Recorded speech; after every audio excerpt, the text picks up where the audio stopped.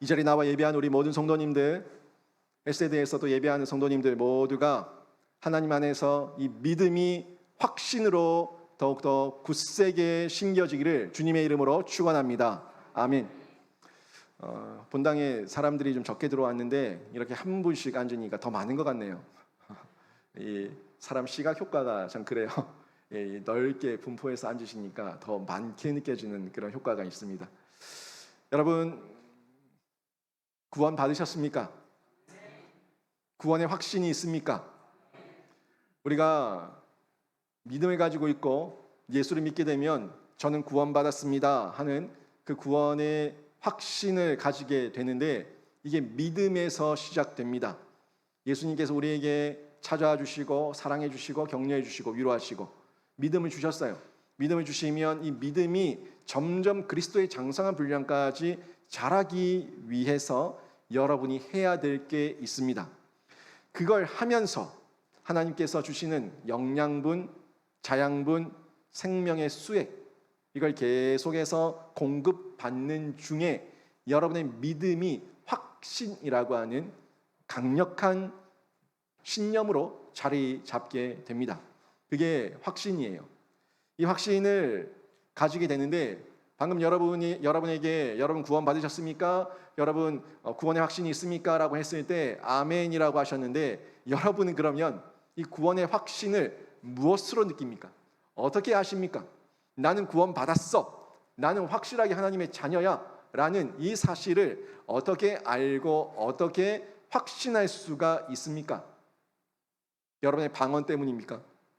방언 받으신 분들은 내가 방언하는 이 증거를 통해서 나는 구원을 받았어 라고 확신을 가지십니까? 또는 구원파처럼 몇 년, 몇 월, 며칠, 몇 시, 몇 분에 나는 구원 받았다 하는 체험을 했다 하는 것을 가지고 여러분이 나는 구원의 확신이 있다고 장담할 수가 있습니까? 어떤 내용으로 여러분은 구원의 확신을 가지십니까? 구원파처럼 몇 년, 몇 월, 며칠, 몇 시, 몇 분, 저는 모릅니다. 저는 제가 구원받은 것은 맞는데 몇 년, 몇 월, 며칠, 몇 시, 몇 분에 구원받았는지 저는 모릅니다. 그런데 구원받았습니다.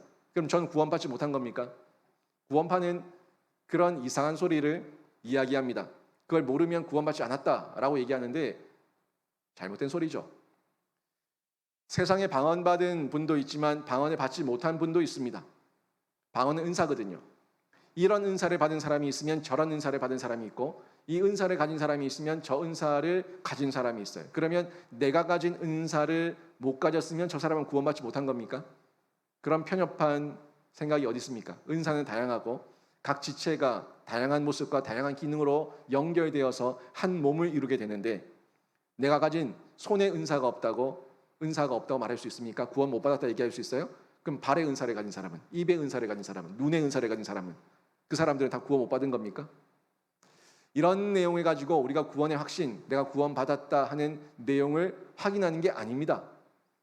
우리가 정말 구원 받았다는 이 확신을 어떻게 알고 증명할 수가 있을까요? 세상 사람들이 여러분에게 여러분 예수를 믿습니까? 당신은 예수를 믿습니까? 예수님께서 당신을 구원하셨습니까? 당신은 영생을 얻었습니까? 당신은 정말 천국에 갈 수 있습니까? 라고 물었을 때 예! 라고 대답했는데 그걸 어떻게 증명할 수 있습니까? 라고 묻는다면 여러분은 무엇을 통해서 그 사람들에게 여러분의 구원의 확신을, 믿음의 확신을 보여줄 수가 있습니까?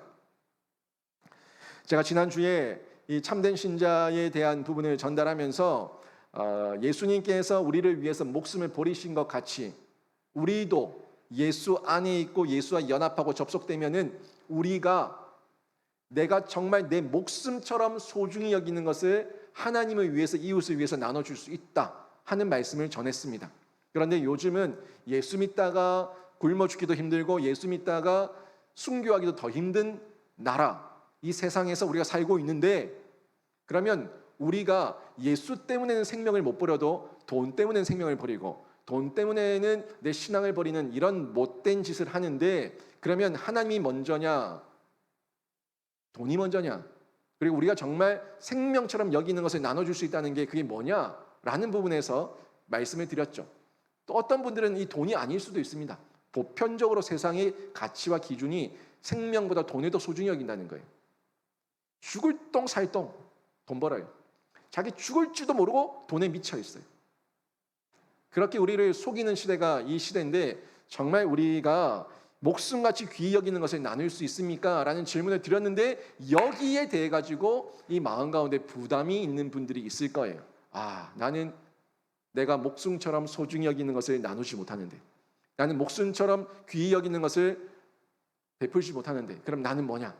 하는 이런 부분에서 질문도 생기고 궁금함도 생기고 또 심지어는 말씀과 믿음에 대한 구원에 대한 의심과 불신까지 생기는 것도 있을 수 있습니다.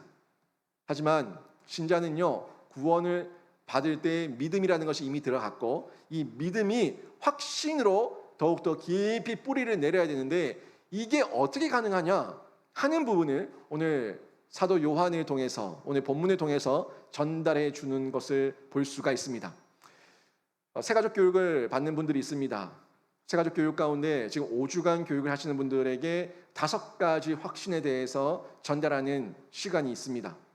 이 5가지 확신의 중요한 부분이 있고 또 새롭게 바뀌는 교재에도 그 10개 과 중에서 5가지의 확신에 대한 부분을 그게 묻어 있습니다. 그 내용들이 교재 가운데 들어가 있는데 이 확신이 너무나 중요하기 때문에 그렇습니다. 그 중에 오늘 제가 3가지의 확신에 대해서 좀 정리해서 말씀을 드리는데 먼저가 가책이 없는 확신입니다.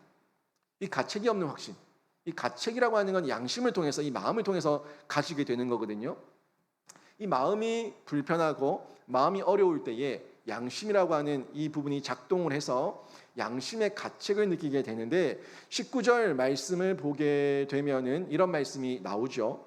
이로써 우리가 진리에 속한 줄을 알고 또 우리 마음을 주 앞에서 굳세게 하리니 라는 말씀이 나오는데 여기 진리라는 말씀에 집중하십시오. 이로써 우리가 진리에 속한 줄 알고 이 진리가 뭡니까? 진리는 세상의 진리는 하나님의 말씀밖에 없죠. 하나님 말씀이 진리예요. 말씀에 속한 줄 알고 이겁니다. 말씀 안에 거하게 되면은 그러니까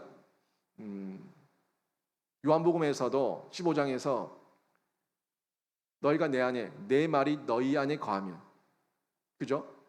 너희가 내 안에 내 말이 말씀이죠. 말씀이 너희 안에 거하면 이렇게 말씀을 했었는데 결국 우리가 진리, 영원히 변함없는 진리 그 말씀과 함께 속해 있고 그와 함께 연합되어져 있으면은 하나님 말씀 안에 있으면은 우리가 우리 마음에 주 앞에서 굳세게 된다는 거예요.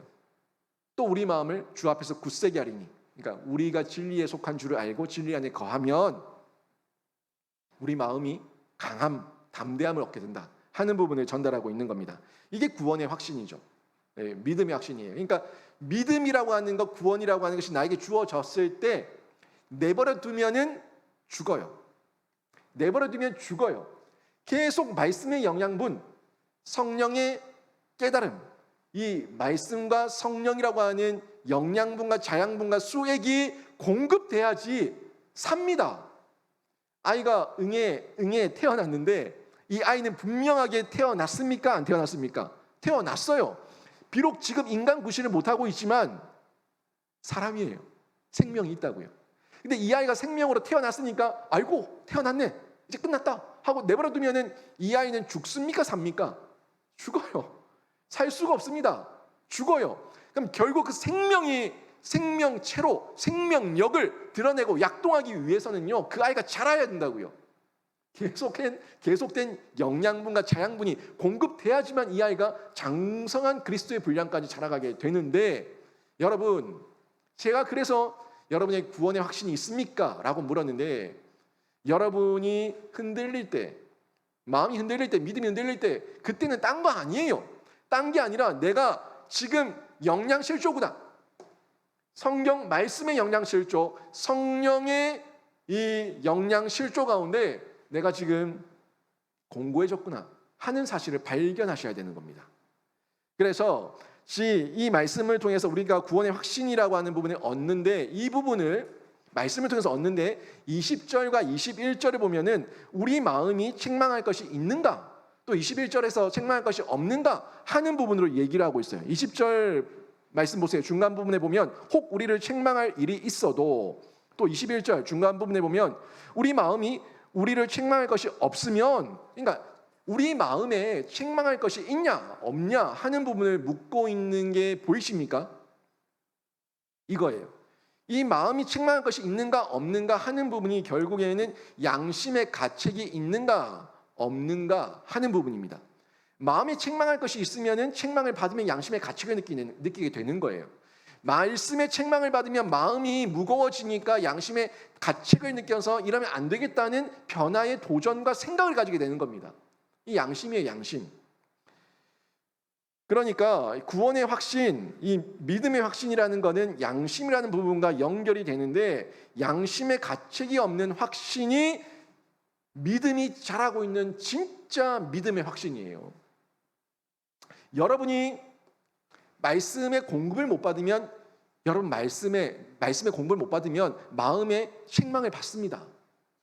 여러분이 성령의 깨달음을 못 받으면, 성령의 기름 부으심을 못 받으면 여러분 마음에 책망이 임합니다. 이게 느끼는 게 당연한 거예요. 근데 말씀을 한 주 내도록, 한 달 내도록, 1년 내도록 한 번도 성경 한 절 안 읽었는데 내 마음에 아무런 양심의 가책이 없다라고 한다면 이건 이상한 겁니다.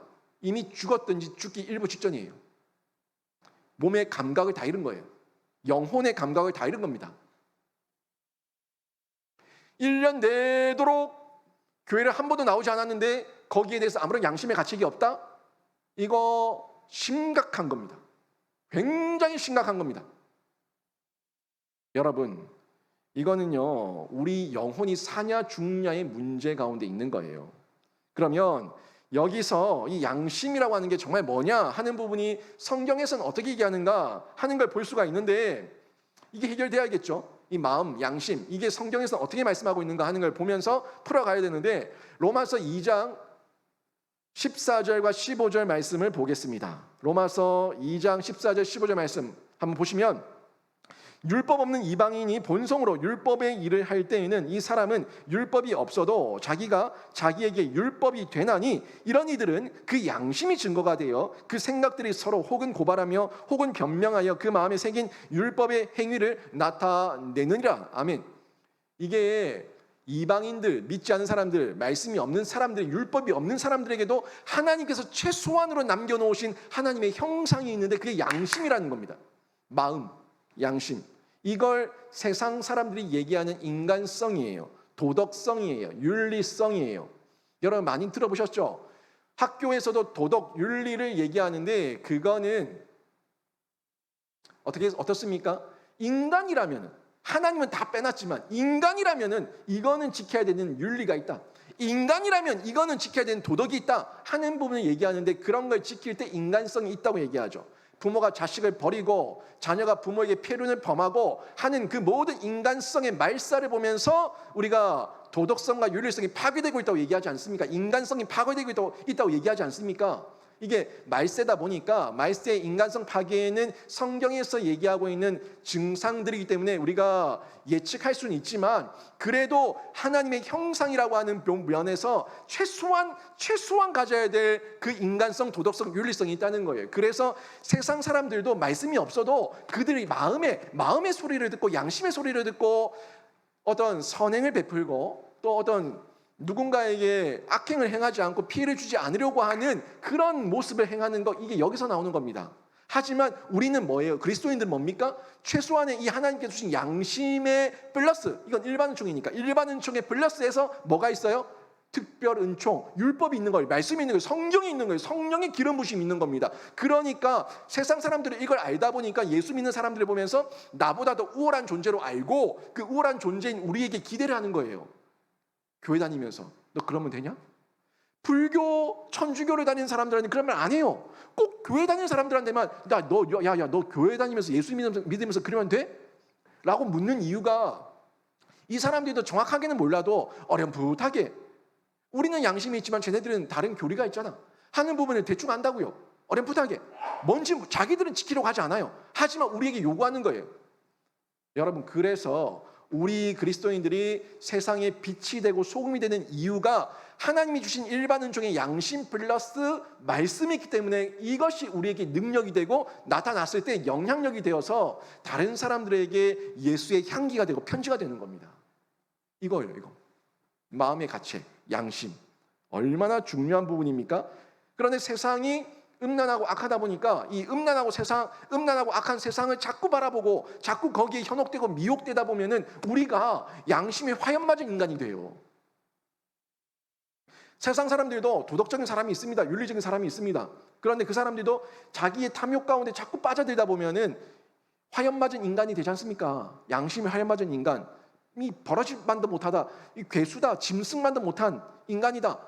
이렇게 손가락질하는 사람들, 손가락질을 당하는 사람들 있지 않습니까? 근데 이게 그 사람들에게만 해당되는 게 아니라 우리도 하나님 말씀을 버리고 떠나고 자꾸 여기에 양심의 화염을 맞으면은 이 우리가 불신자만도 못한 삶을 살아갈 수 있다는 거예요. 하나님의 백성인데. 그러다 보니까 믿는 사람들도 우리 안에 내 안에 착한 양심이 있는가 아니면 악한 양심이 있는가 나쁜 양심이 있는가 이 부분을 분별해야 되는데 양심의 화염을 맞은 사람은요 이 분별을 못합니다. 여러분 잘 생각하세요. 제 말 잘 들으셔야 됩니다. 여러분이 날마다 자백합니까? 회개합니까? 죄에 대해서 민감하면서 분별하면서 하나님 제가 또 죄를 지었습니다 하는 자백과 회개를 합니까? 그 자백과 회개를 하는 사람이 더러운 사람이 아니라 깨끗한 사람이에요. 세리와 바리새인. 세리는 고개를 들지 못하고 가슴을 치면서 제가 죄인입니다 라고 울었고, 바리새인은 제가 11조를 드리고 금식을 하고 뭐라고 율법을 많이 알고 어떠고 저떠고 하면서 교만했어요. 근데 하나님 누구를 받으셨어요? 세리의 기도를 받으셨어요. 내가 떳떳하다, 나는 잘났다라고 자백하고 회개하지 않는 사람이 나쁜 양심이에요. 선한 양심, 착한 양심을 가진 사람은 자기의 죄가 자꾸 드러나요. 죄가 자꾸 드러난다는 것은 내가 죄를 많이 지었다는 게 아니라 내가 죄에 대해서 민감해졌다는 겁니다. 여러분, 죄에 대해서 민감한 사람이 죄에 대해서 더 정확하게 분별하면서 죄를 걸러냅니다. 눈에 보이는 사람이 청소를 해요. 눈에 보이는 사람이 정리를 해요. 왜요? 내 눈에 보이니까. 그만큼 민감하다는 얘기예요. 둔감하면 안 보입니다. 교회 바닥에 껌이 붙어 있어도 안 보여요. 그런데 민감한 사람, 하나님을 사랑하고 교회를 사랑하는 사람은 뭐 한계가 떨어져 있어도 보입니다. 이게 민감함이에요. 죄에 대해서는 마찬가지입니다. 그래서 우리가 양심에 화염 맞은 사람은 심각한 죄와 악을 범해도 문제의식을 느끼지 못하고 둔감해지는데, 신자는 이 부분에서 비록 연약하지만 부족하지만 늘 민감하게 깨어 있어야 되는데, 이 깨어 있는 노력과 수고를 사도 바울도 했어요. 사도 바울이 날마다 말씀으로 나를 쳐서 복종케 함은 내가 말씀을 전한 이후에 도리어 버림을 당할까 두려워함이라고 말씀했어요. 왜요? 내가 내 마음의 양심이 순간적으로 미혹당하고 넘어져버리면 내가 말씀을 전해놓고도 내가 도리어 미혹을 당해서 넘어질 수 있기 때문에 날마다 나를 쳐서, 말씀 앞에 쳐서 복종케 한다고 얘기를 했습니다. 사도 바울의 고백이에요. 사도 바울이 또 사도행전 24장 16절에서 이런 말씀을 했어요. 나도 하나님과 사람에 대하여 항상 양심의 거리낌이 없기를 힘쓰나이다. 아멘. 이 힘쓴다는 얘기는 무슨 얘기입니까? 넘어질 수 있는 위험성과 연약함이 있다는 거예요. 연약함이 있으니까 날마다 나를 쳐서 복종케 하고 또 내가 의지적으로 힘쓴다고 얘기하고 있어요. 중요한 부분이, 말씀으로 나를 치는 거는요, 말씀 앞에 순종하는 거고, 내가 거리낌이 없기를 힘쓰는 거는 의지적으로 결단하고 노력하는 거예요. 이 모습을 사도 바울도 했다는 것을 얘기하고 있지 않습니까? 언제든지 죄의 원흉인 사탄 마귀에게 공격을 받을 수 있기 때문에 우리 자신을 늘 점검하고 확인해야 하고 체킹해야 되는데, 이 노력을 사도 바울도 했다는 겁니다. 그런 면에서 사람의 양심은 모든 선과 악의 최종 기준이 될 수 없죠. 그렇죠? 왜요? 넘어질 수 있으니까, 연약할 수 있으니까, 죄를 범할 수 있으니까. 내 양심이 최종 기준이 아니에요. 그러니까 내 양심을 가지고 사람들을 판단하고 사람들을 정죄하면 안 됩니다. 내 양심을 가지고 내 마음을 자꾸 짓누르면 안 된다고요. 내 양심의 소리를 듣고 거기에 빠지지 말고 양심의 소리를 듣고 하나님의 말씀으로 돌아가서 반응하면 되는 겁니다. 디모데전서 1장 19절에도 어떻게 바울이 얘기했습니까? 이렇게 얘기했죠. 어떤 이들은 양심을 버렸고, 양심을 완전히 화염받는 정도가 아니라 양심을 버렸다고 얘기해요. 그 믿음에 관하여는 파손하였느니라. 믿음의 배가 파손해서 가라앉았다. 완전히 형체가 없고 믿음이라는 것 자체를 찾아볼 수가 없다 하는 부분을 사도 바울이 얘기하고 있는 겁니다. 그래서 신자는요, 늘 하나님 앞에서 떳떳한 양심을 가질 수 있도록 기도하면서 깨어 있어야 되는데, 이 부분이 양심의 가책을 통해서 느낄 수가 있는 거예요. 그리고 나서 우리가 양심의 가책을 느낀 다음에 하나님 말씀 앞으로 나아가면서 예수 그리스도의 긍휼하심을 받고 떳떳한 양심으로 바뀌죠. 떳떳한 양심이 되어가지고 긍휼하심을 받고 때를 따라 돕는 은혜를 얻기 위하여 은혜의 보좌 앞에 담대히 나가는 떳떳함, 이런 떳떳함을 누리게 되는데, 19절과 20절 말씀을 다시 한번 연결해서 보시면, 이로써 우리가 진리에 속한 줄을 알고 또 우리 마음을 주 앞에서 굳세게 하리니, 이는 우리 마음이 혹 우리를 책망할 일이 있어도 하나님은 우리 마음보다 크시고 모든 것을 아시기 때문이라. 아멘. 이렇게 말씀하고 있습니다. 여러분, 이 말씀은 두 가지 해석이 있는데, 먼저 이 말씀의 첫 번째 한 가지 해석은 어떤 해석이냐면, 불안한 양심을 위로하는 말씀이라는 거예요. 우리가 말씀대로 살지 못하고 우리의 양심의 소리를 다 듣고 자백하지 못하니까 그 소리 가운데에서 우리를 위로하는 말씀이라는 겁니다. 지난주에는 말씀드린 것처럼 요한은 형제를 사랑해야 되고, 형제를 위해서 목숨을 버리는 것이 마땅하고, 행함과 진실함으로 우리가 사랑해야 되고, 또 그것을 나눠줄 수 있는 그런 모습이 있어야 된다고 말씀을 드렸는데, 이 부분이 소두에 말씀드린 것처럼 그렇게 하지 못할 때, 아이고 나는 목숨처럼 소중히 여기는 걸 나누지 못하는데 나는 뭐냐 하는 마음이 들 때에 상당한 부담을 가질 수가 있다는 거예요. 신자가 나는 그렇게 못 사는데, 나는 헌신하지 못하고 봉사하지 못하고 수고하지 못하고 애쓰지 못하고 나 아무것도 못하는데 나는 뭐냐, 이런 부담감이 있을 수 있다는 거죠. 그래서 요한은 이 말씀을 전한 겁니다. 우리가 양심의 가책을 느낄 때마다 우리 마음을 든든하게 하는 것이 있는데, 안다. 우리 하나님께서 우리보다 더 크시기 때문에, 더 크신 하나님이 우리를 다 아시니까, 우리가 연약해서 다 하지는 못하지만 우리 마음의 중심을 보시고 그렇게 노력하면서 살아내려고 애쓰는 이 마음을 보시고 넉넉하게 용서해 주신다 하는 이 메시지를 전하는 해석이다라고 보는 부분도 있습니다. 또 다른 해석은 뭐냐면, 이 말씀이 불안한 양심, 그렇게 못 살지? 그 봐라. 그래 못 살지? 그래서 되겠나? 그러면 안 되지. 다시 한번 도전해봐. 다시 한번 해봐. 다시 한번 수고해봐. 다시 한번 결단해봐. 이런 부분이에요. 불안한 양심을 자극하는 말씀. 또 그렇게 불안해서 어떻게 사냐? 내 같으면 그 불안해서 못 살겠다는 그 마음 가지고 하고 말겠다. 좀 해봐라. 하는 이런 각성, 경성시키고 도전하게 하는 말씀이다 하는 해석도 있습니다. 충분히 살아가지 못해서 괴로워하는 우리 신자의 그 선한 양심을 자극하고 또 위로한다. 이 두 가지 측면이 있는데, 여러분 이 두 가지 요소를 어떻게 여러분이 이해하고 싶습니까? 여러분 이 두 가지를 위로하는 말씀으로 받고 싶습니까? 자극하는 말씀으로 받고 싶습니까? 이 두 가지는요, 모두 다 포함되어 있는 내용입니다. 사실 이 내용이 모두 다 포함되어 있는데, 신자가 이웃을 사랑하도록 하나님께서 자극하기도 하시지만 그렇게 충분하게 해내지 못할 때 우리의 선한 양심, 안다. 내가 다 안다. 네 연약해서 못한 거 다 안다. 그런데 네 마음의 중심을 안다 라고 말씀하시면서 위로하는 메시지 다 있다는 거예요. 한 예를 들어 볼까요? 요한복음 21장에 보면은 부활하신 예수님께서 베드로에게 나타나셔서 질문하는 내용이 나옵니다. 베드로는 예수님이 잡히시는 날 밤에 3번이나 예수님을 부인하면서 도망을 갔고, 결국에는 갈릴리 어부, 그 바닷가로 돌아가서 예전의 전업으로 돌아가서 물고기를 잡고 있었습니다. 그럼 베드로에게 예수님이 다시 나타나셔가지고 베드로에게 3번의 질문을 던졌어요. 네가 이 사람들보다 나를 더 사랑하느냐? 첫 번째 질문하셨어요. 베드로가 내가 주를 사랑하는 것을 주께서 아십니다 라고 얘기를 했습니다. 예수님이 또 물으셨어요. 네가 나를 사랑하느냐? 주께서 아십니다. 네가 나를 사랑하느냐? 주께서 아십니다. 3번 부인한 베드로에게 예수님을 3번 물으셨어요. 똑같은 질문. 네가 나를 사랑하느냐? 네가 나를 사랑하느냐? 이 예수님의 질문은 여러분 위로입니까? 아니면 질책입니까?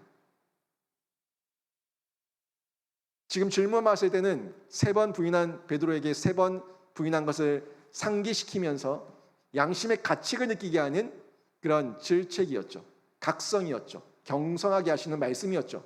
그런데 이 예수님의 다음 대답의 말씀을 보면은 이게 위로의 말씀이라는 것도 확인할 수가 있어요. 주께서 주님 모든 것을 아시오매 내가 주님을 사랑하는 줄 주님께서 아십니다 라고 대답하니까 처음에 내 양을 먹이라. 또 주께서 아시는 주님께서 다 아십니다 라고 얘기하니까 내 양을 치라. 또 주께서 다 아십니다 라고 얘기하니까 내 양을 먹이라. 여러분 만약에 질책의 메시지로 끝났다면 너 나가 죽어라. 너는 끝났다. 너는 자격 없다.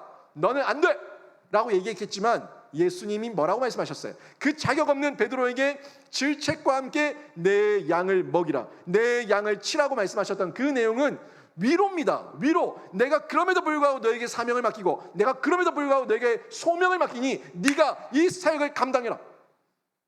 얼마나 큰 위로입니까? 나 같은 사람에게 또 이 사명을 맡긴다는 것.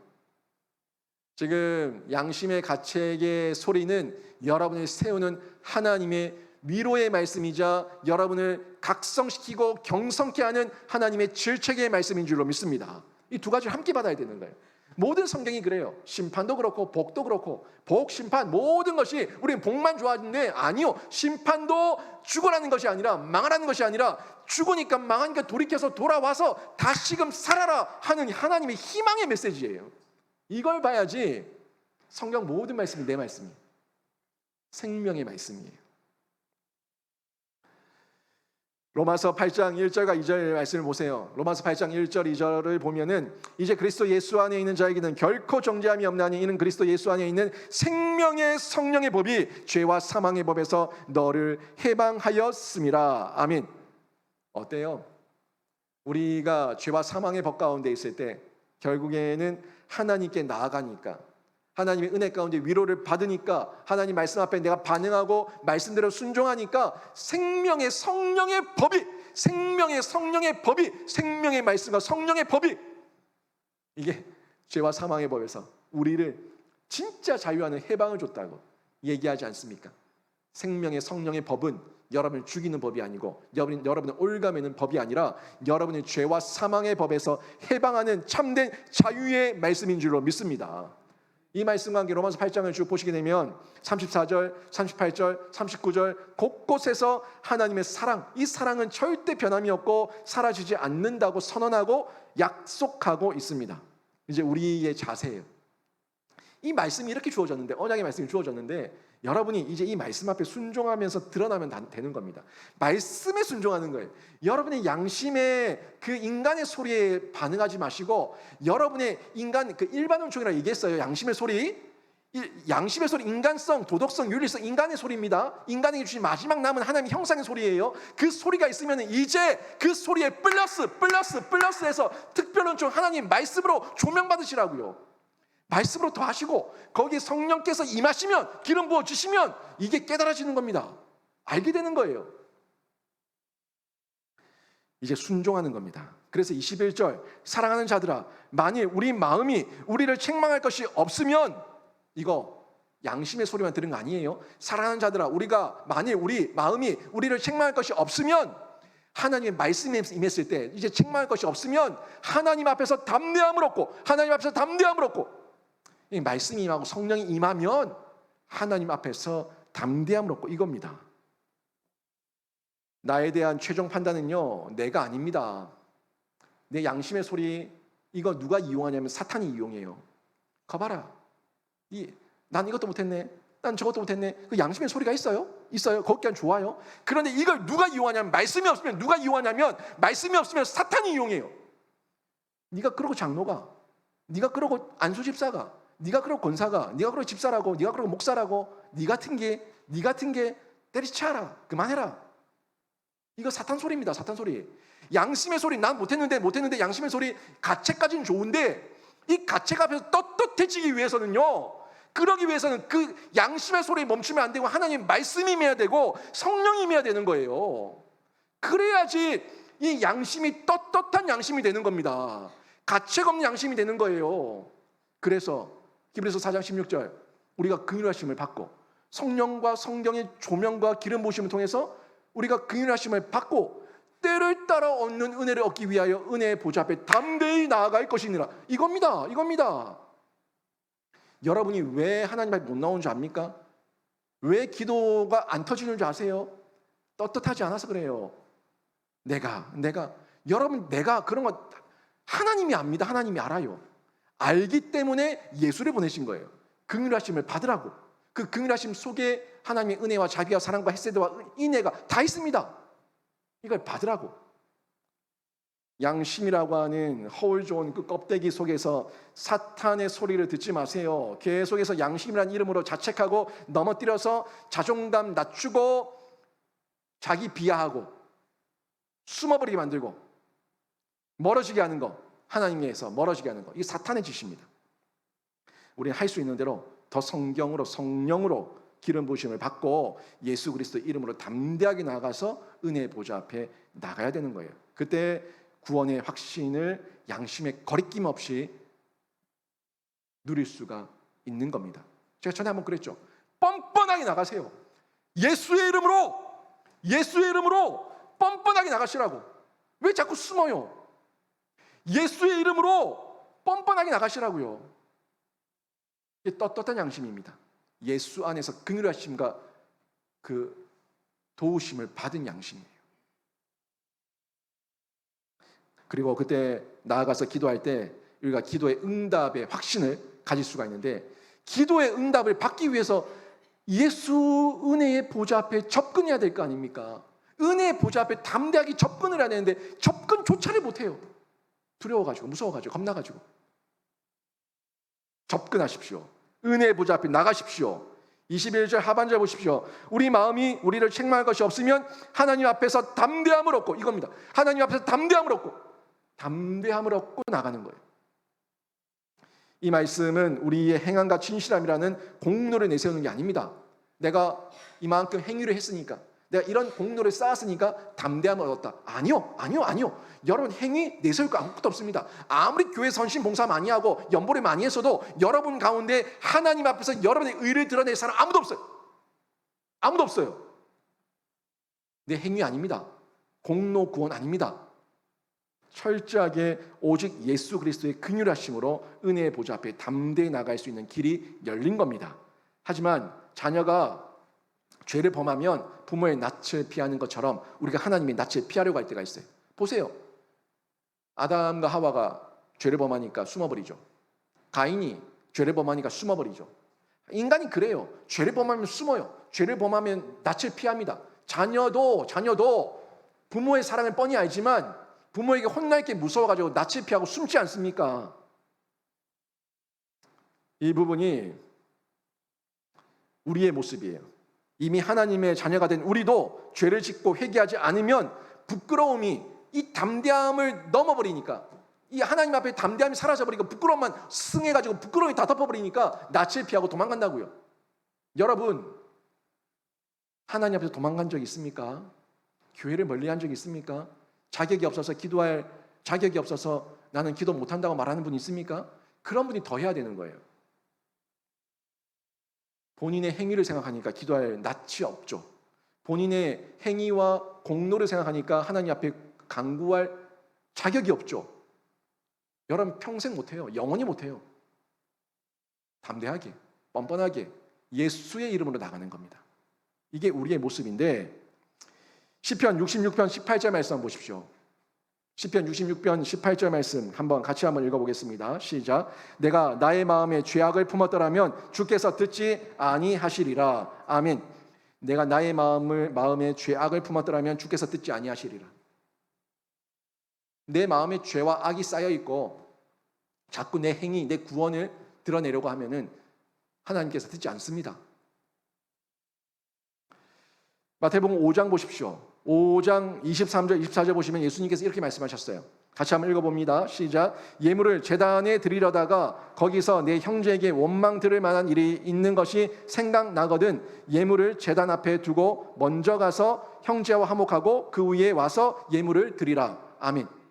분명히 나오죠. 이 예수님 말씀하신 거예요. 그러니까 우리가 죄를 회개해야 되는데 부끄럽다고 하나님 볼 낯이 없다고 그런 핑계와 이유를 가지고 숨고 피하면 하나님 앞에서 절대 구원을 받을 수가 없고 하나님께서 듣지도 않으시고 안 된다는 겁니다. 특별히 예수님의 이 말씀은요, 우리가 앞으로 나갈 수 없다는 거예요. 하나님 앞으로 나갈 수가 없다는 거예요. 너희 안에 이 자백할 거리와 자백할 내용과 문제들이 있으면 먼저 해결하고 와서 예수의 긍휼하심을 입고 그리고 담대하게 다시 오라고 얘기하는 거예요. 예배를 드리는데 예배당에 앉아 있는데 고개를 들지를 못해요. 목사 오기도 함부로 보지를 못해요. 하나님 말씀 앞에서 그냥 아멘 소리도 안 나와요. 이러고 있어요. 담대함이 없는 겁니다. 담대함이. 그럴 바에는 예물을 제단 앞에 두고 먼저 가서 형제와 화목하고 그 후에 와서 다시 예배드리고 다시 제사드리고 다시 기도드리고 다시 예물을 드리라고 얘기하는 겁니다. 여러분, 우리가 자꾸 하나님의 낯을 피하고 하나님 앞에서 내 행위와 내 구원을 생각하면서 내 공로를 생각하면서 자꾸 피하기 시작하면 우리는 아무것도 못합니다. 하나님의 은혜 앞에 나가야 되는데 이웃과의 관계에서 미움과 분노로 막혀있는 이 모든 하나님과의 관계를 뚫어버리십시오.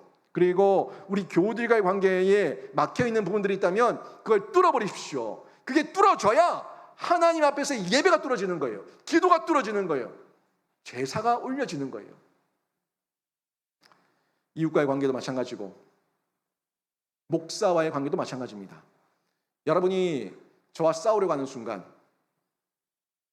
저에게 공격하려고 하는 순간, 저에 대한 분노와 미움을 가지는 순간 그때부터 여러분은 말씀이 귀에 안 들어옵니다. 이건 확실합니다. 말씀 안 들어옵니다. 제가 전하는 이 말씀이 하나님 말씀으로 들리겠습니까? 인간의 소리로 들리겠습니까? 인간의 소리. 니나 잘해라. 니나 똑바로 해라. 이렇게 들려요. 안 들립니다. 자백 안 됩니다. 회개 안 됩니다.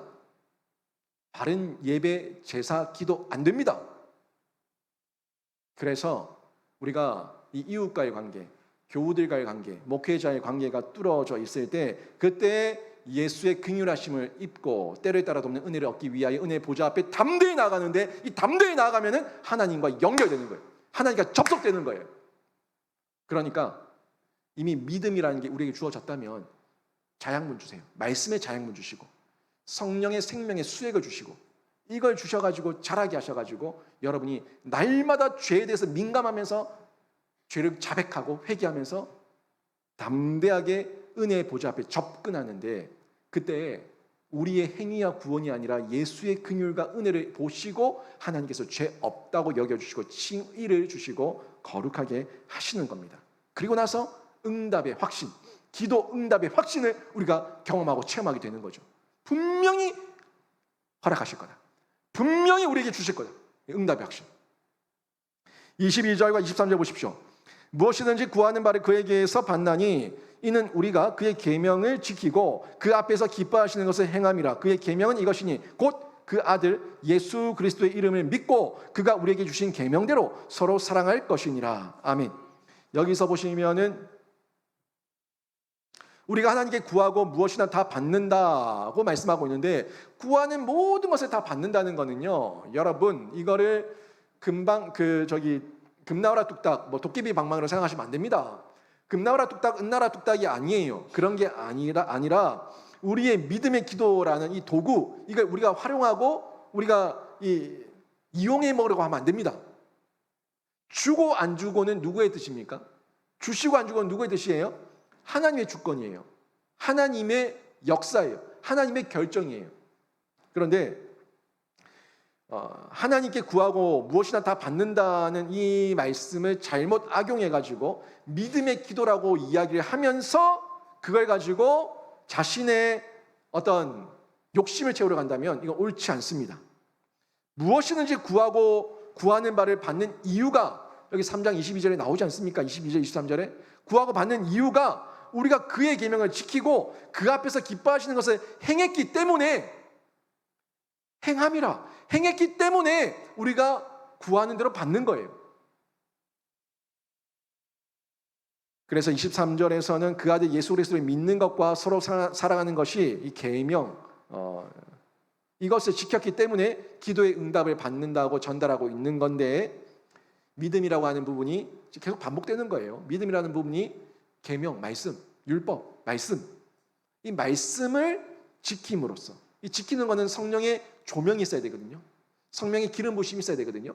이걸 통해 가지고 지킴으로써 지정의 전인격으로 지킴으로써 우리가 은혜의 보좌 앞에 담대히 나아가고 기도의 응답도 받고 양심의 가책 없는 확신도 느끼게 되고 이런 확신의 은혜를 누리게 된다는 겁니다.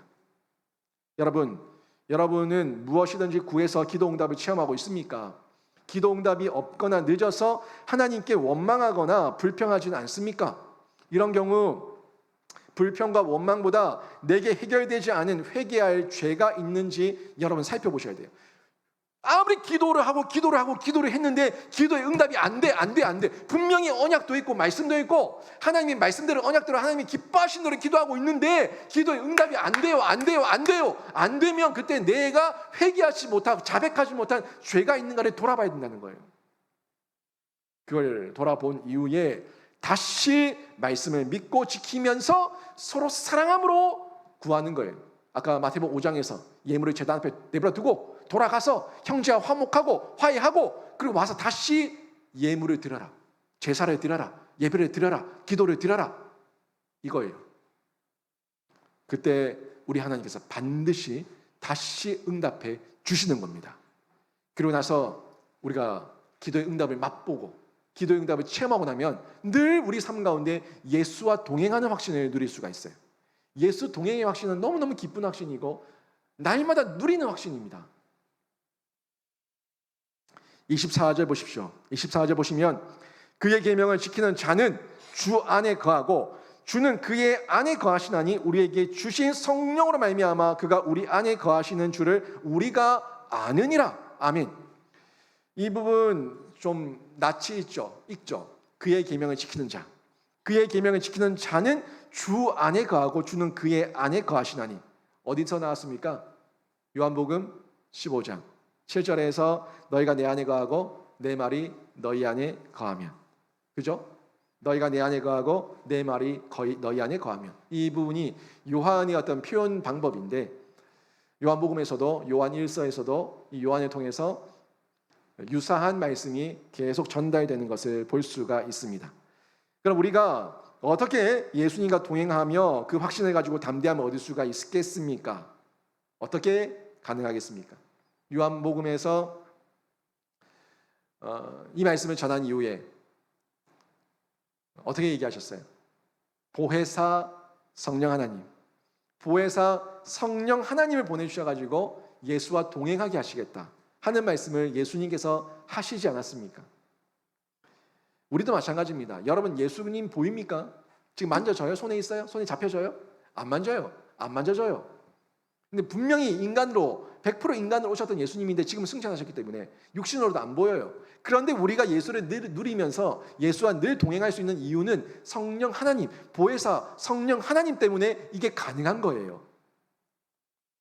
이 말씀이 우리 안에 실제적으로 적용게 되는데 요한복음 16장 16절 보시면은 예수님께서 이 말씀하셨죠. 뭐라고 말씀하셨습니까? 조금 있으면 너희가 나를 보지 못하겠고 또 조금 있으면 나를 보리라. 예수님 말씀이에요. 너희가 나를 만지지? 나와 함께 있지? 근데 너희가 조금 있으면 나를 못 볼 거야. 이 말씀은 예수님의 죽으심이에요. 죽으심 이후에 또 조금 있으면 나를 보리라 하는 부분이 단기적으로는 예수님의 부활이었고 또 장기적으로는 지금까지 우리에게는 보혜사 성령 하나님의 이 땅에 보내주심입니다. 보혜사 성령 하나님을 보내주셔서 승천하신 예수지만 우리가 늘 예수님과 거주하며 동행하며 함께 지낼 수가 있는 거예요. 이 말씀을 우리에게 주신 거죠. 그런데 문제는요, 여러 성도들이 성령 하나님을 통해서 주님과 내가 함께 살고 있다는 것을 못 느낀다는 거예요. 이 확신이 없다는 거예요. 이 성령 하나님과 예수님과의 관계에 대해서 이해를 못하는 거예요. 그러니까 예수님, 성령님, 하나님, 이 확신이 없는 거예요. 그러다 보니까 아무도 없는 듯이 이 광야 같은 사막 같은 세상에 나 혼자 내버려 둔 것처럼 혼자서 살고 있는 겁니다. 얼마나 외로워요. 고람되어요, 고람되어. 하나님 면전 앞에서, 하나님 임재하신 보좌 앞에서 우리가 살고 있는 겁니다. 여러분 곁에 365일 24시간 예수님께서 여러분과 늘 동행하신다고 해봐요. 늘 동행하신다 생각하면 여러분 함부로 행동하겠습니까? 함부로 욕짓거리를 하겠어요? 함부로 이 안 좋은 음란 패설을 막 쏟아내겠습니까? 내 옆에 예수님이 계신데 이걸 느낀다면 내 옆에 사람 한 명만 있어도 내숭 떨면서 얌전한 척 하지 않습니까? 아닌 척 하지 않습니까? 근데 그 옆에 예수님이 계신데, 근데 이 예수님이 계시는데 나에게 숨 막힐 정도의 그 관계가 아니라 너무 좋은 예수님, 너무 사랑하는 예수님, 없으면 그립고, 없으면 보고 싶고, 없으면 허전하고, 없으면 죽을 것 같고, 그래서 나와 예수님은 뗄래야 뗄 수 없는 관계입니다. 예수님 언제나 나와 함께해 주시옵소서 하는 그 마음이 있다면, 이 마음을 누릴 수만 있다면, 늘 경험할 수만 있다면 코람데오의 마음으로 살아갈 수 있지 않겠습니까? 여러분 이미 살아봤어요. 그거를 순간적으로 살아봤어요. 유지하지 못할 뿐이에요. 은혜가 부어졌을 때 여러분 가운데서 이러면 안 돼, 하나님 말씀이 생각나고 찬양이 생각나고 기도가 나올 때 있었지 않습니까? 그게 예수님과 동행이에요. 근데 이 지속력이 약화된 거죠. 지속력이 약화된 거는 결국 성경 말씀의 영양분, 성령 하나님의 기름 부으심의 공급이 끊어졌기 때문에 이 부분이 약화된 겁니다. 계속 성경과 성령, 성경과 성령, 성경과 성령, 영양분, 생명의 수에 계속 공급받는 거예요. 이걸 공급받게 될 때에 하나님 앞에서 살게 되는데, 이걸 안 받으면은 불신자와 같은 삶을 사는 거예요. 세상만 나가면 불신자와 다를 바가 전혀 없어요. 예수 믿는 향기, 예수 믿는 티가 하나도 안 나요. 그게 문제인 겁니다. 이 문제를 해결할 수 있는 방법이 뭡니까? 24절에서 그의 계명을 지키는 자, 여기에 주목하십시오. 그의 계명을 지키는 자. 제가 계속 반복이라 얘기하고 있죠. 양심의 가책이 없는 확신, 이것도 진리의 말씀이었어요. 그 담대함을 얻고 나가는 거죠. 그리고 기도 응답의 확신, 이것도 은혜의 보좌 앞에 나가는 거. 성경과 성령 아닙니까? 지금 예수와 동행하는 거, 동행의 확신, 이것도 그의 계명을 지키는 자, 말씀 아닙니까? 이 계명을 지키는 자가 서로 사랑하라는 계명을 지킨다는 건데, 이 계명을 지키면서 행할 때에 그때 우리가 이 문제들을 해결할 수가 있는 겁니다. 여러분 힘으로는 절대 안 됩니다. 이런 성도는 성령을 통해서 어떻게 됩니까? 내가 주 안에, 주가 내 안에, 내가 그 안에, 그가 그의 말씀이 내 안에, 이게 실제적으로 이루어지는 거죠. 결국 우리가 예수님과 동행하길 원한다면 성령님을 내 마음에 모셔야 하고, 그 성령은 순종하는 자를 통해서 강하게 일하신다는 거예요. 순종하는 자를 통해서. 내가 그 말씀을 지키려고 하는 의지가 있으니까. 머리로 들어왔잖아요. 머리로. 말씀이 들어왔죠. 머리로 들어왔어요. 이 말씀을 느끼니까, 가슴으로 느끼니까, 머리 지식이 가슴 지식이 돼서 느끼니까 아파하고 괴로워하고 자백하는 거예요. 자백하고 난 이후에, 그리고 의지적으로 행동, 생활의 지식으로 나타나는 겁니다. 머리 지식, 가슴 지식, 생활 지식. 이걸 지키려고 하는 의지가 드러나니까 그때 우리가 하나님 앞에 더 가까이 성장하고 커나가는 믿음의 확신, 구원의 확신이 되는 거예요. 흔들릴 수가 없어요. 계속 성장하니까. 베드로 사도도 사도행전 5장 32절에서 이렇게 말씀했습니다. 한번 보세요. 하나님이 자기에게 순종하는 사람들에게 주신 성령이라고 했어요.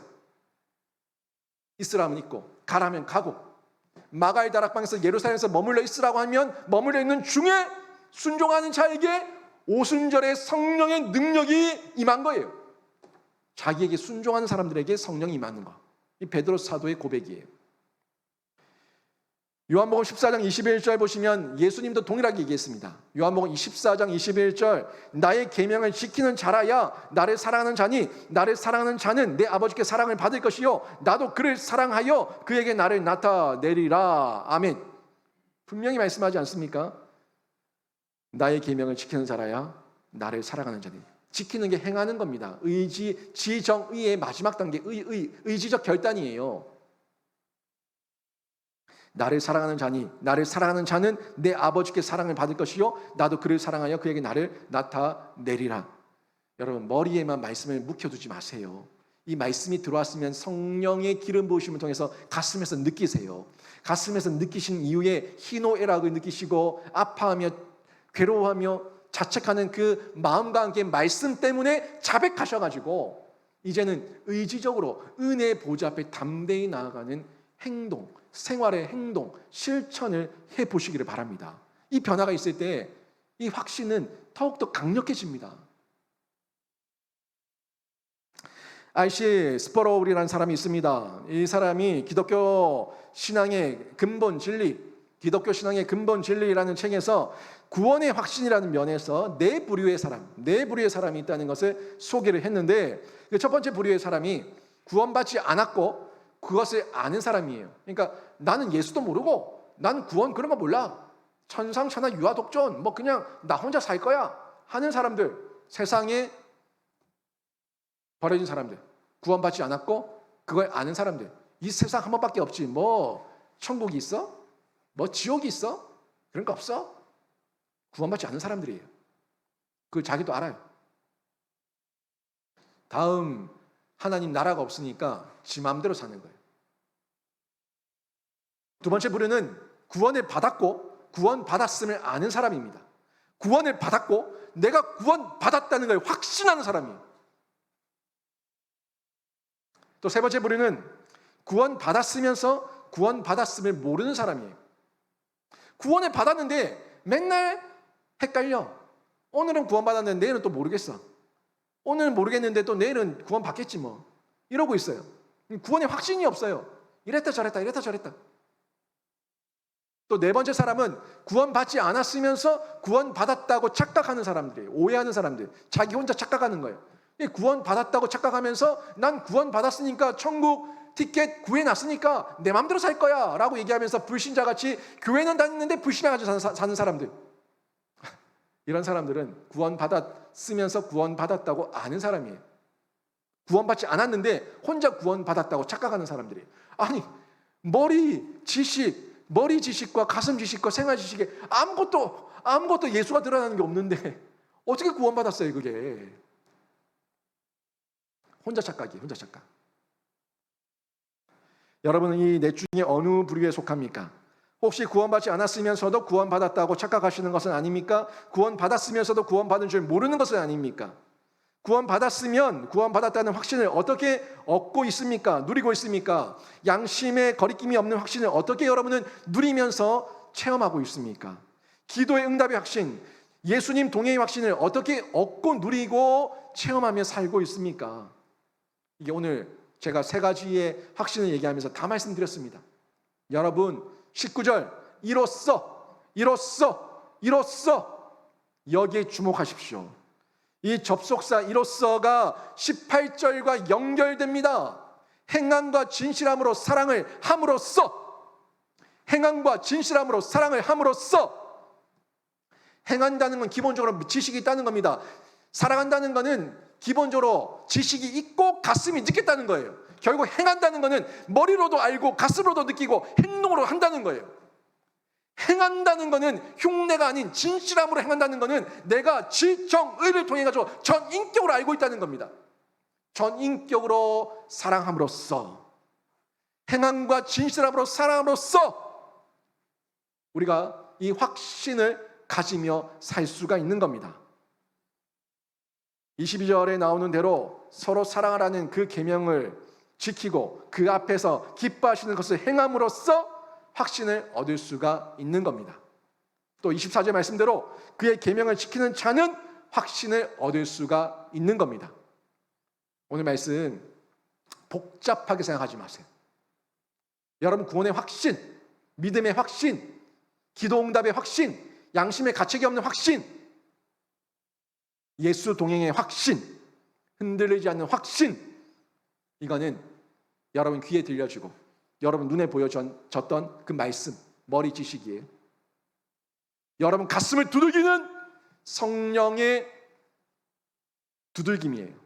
불같이 임하고 방망이같이 임하는, 바위를 쳐서 부서뜨리는 그런 방망이의 두들김, 성령의 두들김, 그걸 통해서 가슴이 느끼고, 그리고 이제 머리로 알고 가슴이 아니까 이젠 의지적으로 내가 결단하고 자기 희생, 자기 십자가, 자기 부인 감당하면서 행동하는 거예요. 누구를 의지하고? 하나님 의지하고 예수 의지하고 은혜의 보좌 앞에 담대히 나가는 거예요. 이러면 여러분 손해보지 않습니다. 여러분 더더욱 굳건한 믿음과 확실한 믿음으로 여러분의 신앙이 그리스도의 장성한 분량으로 자라가게 될 줄로 믿습니다. 이거예요. 이게 확신입니다. 오늘 말씀 정리하면은 여러분 이로써 얻는 확신이에요. 제가 마지막 부분 얘기했죠.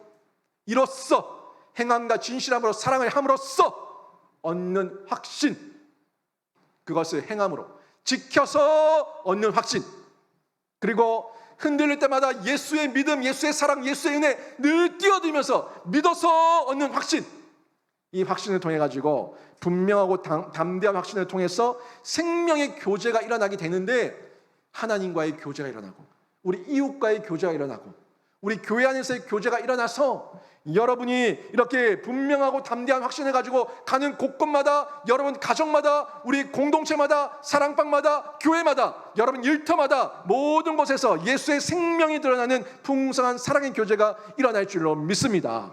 이 믿음 가지시고 여러분 생명의 교제 가운데, 사랑의 교제 가운데 뛰어드시기를 주님의 이름으로 축원합니다. 아멘.